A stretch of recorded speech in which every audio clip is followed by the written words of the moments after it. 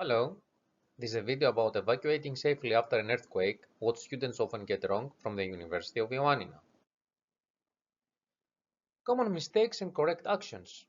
Mistake number 1, evacuating immediately and automatically. Number 2, evacuating without shoes or a grab-and-go kit. Number 3, mistake, using the wrong exit or route. And mistake number 4, gathering next to the exit. That's a very big mistake that many students often do.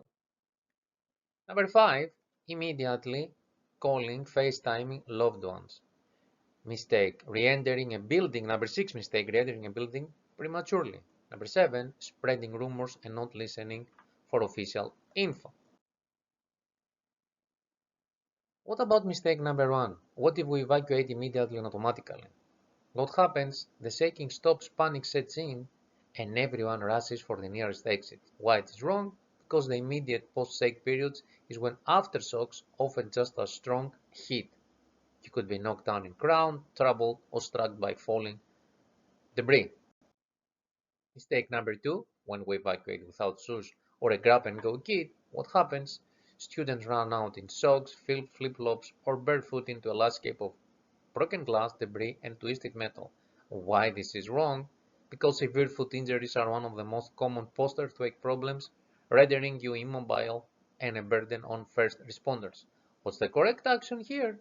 Keep sturdy shoes and a flashlight or a phone light under your bed.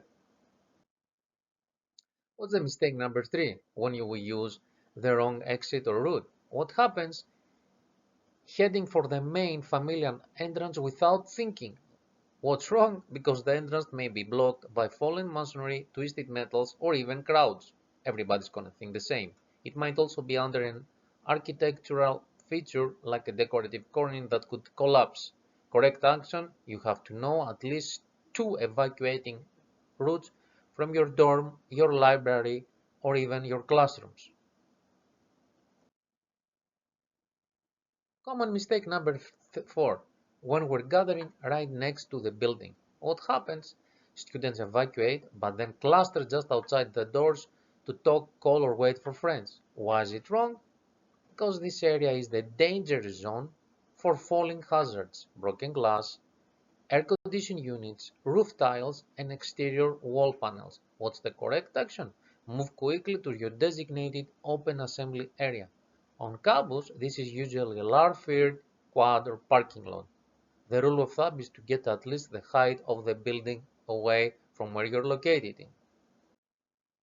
Mistake number 5, immediately calling FaceTiming loved ones. Why this is wrong? Because a failed call attempt increases your panic and wastes battery. It also prevents critical emergency communication. What can you do instead? Just use text messages or database messaging apps, WhatsApp, Signal. These use far less bandwidth and will often go through. Just text, I'm okay at that location. Mistake number 6, re-entering a building prematurely. What happens? Usually we forgot our laptop, medicine, something, and we have an urge to go back and for valuables. Why it's wrong? Because aftershocks can collapse already weakened structure in seconds. You risk your life and the lives of rescuers you would have to who would have to go in and after you. Correct action.